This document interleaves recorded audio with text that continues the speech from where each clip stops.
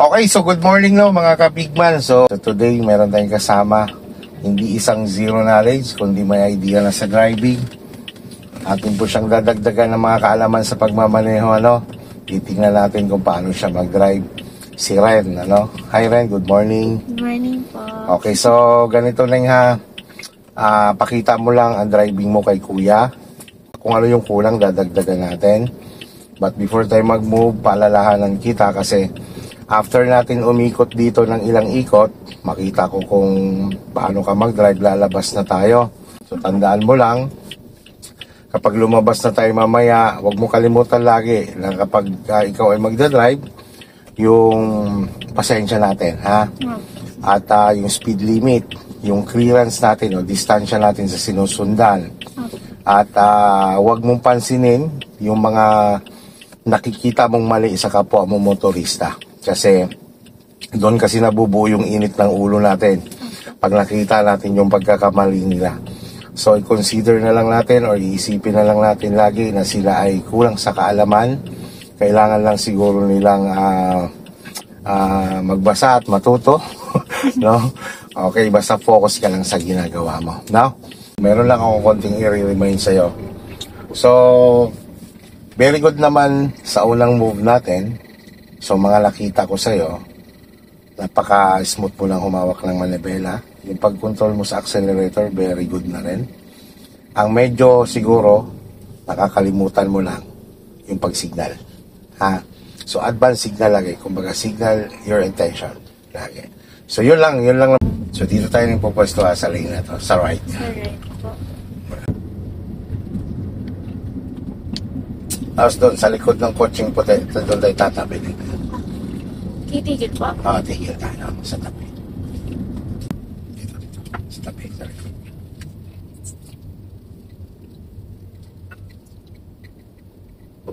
Okay, stop. Yeah. Okay, hold lang ang brake ng lane. Meron lang akong konting i-remind sa'yo.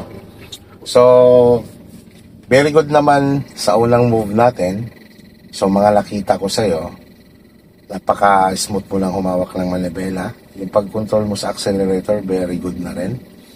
Ang medyo siguro, nakakalimutan mo lang yung pag-signal. Ha? So, advance signal lagi. Kumbaga, signal your intention lagi. So, yun lang naman. Sige, full turn tayo. Balik tayo doon sa dulo.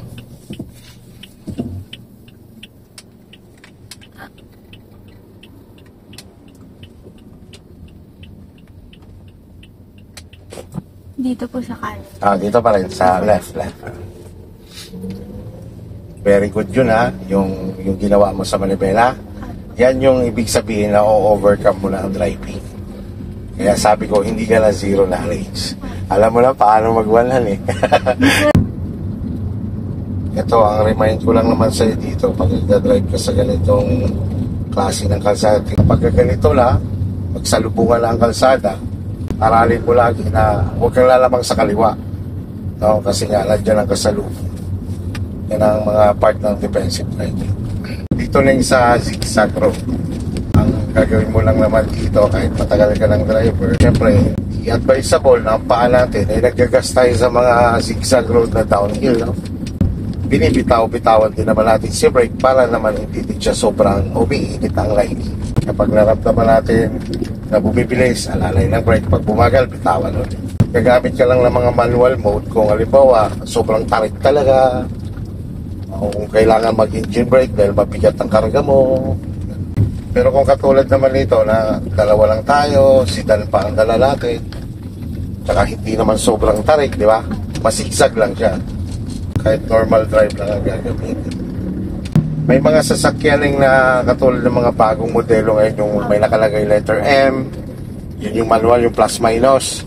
Hindi ko pa po ata nakikita. Mayroong S, mayroong P, yung ganyan.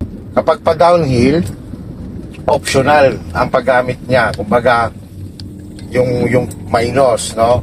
Optional, pwede mo siyang hindi gamitin. Ilalagay mo lang yun sa manual mode.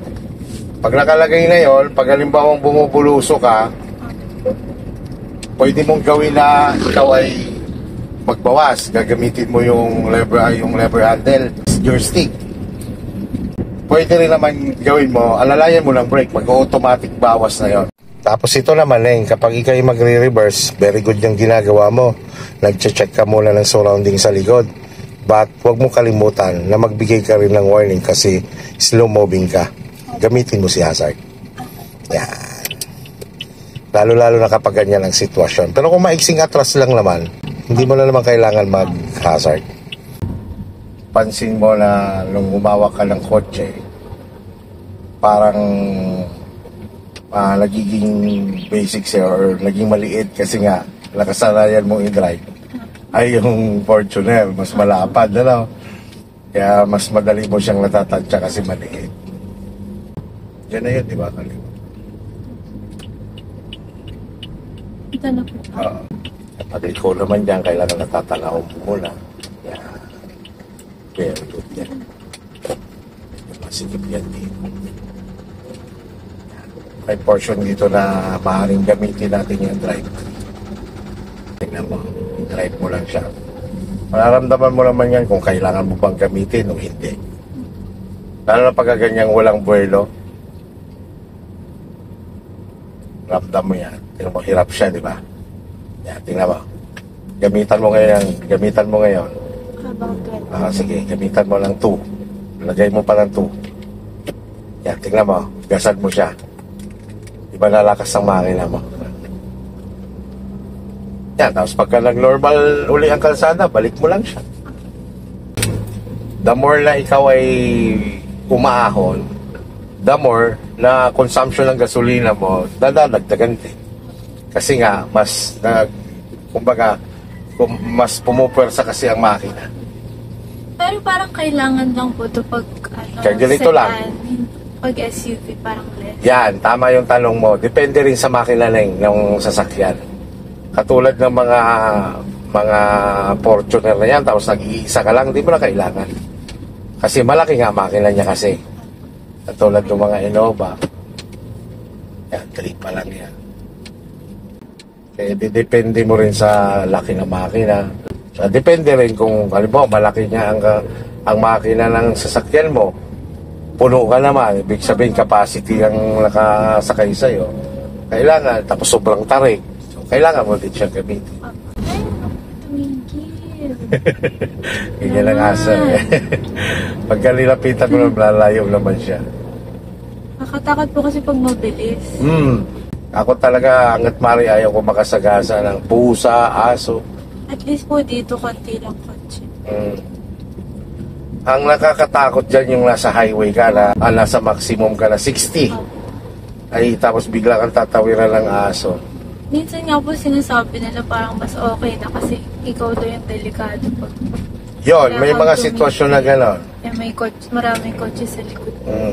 Kawawa. Yung mabilis ka. Magiging angel daw sila. Pagka mabilis ka, bigla kang pipreno dahil sa kanila.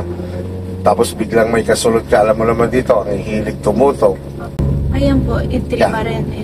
Tignan mo, hirap ba siya? Ramdam mo, Konti lang. konti lang. So kaya naman habang ginagasan.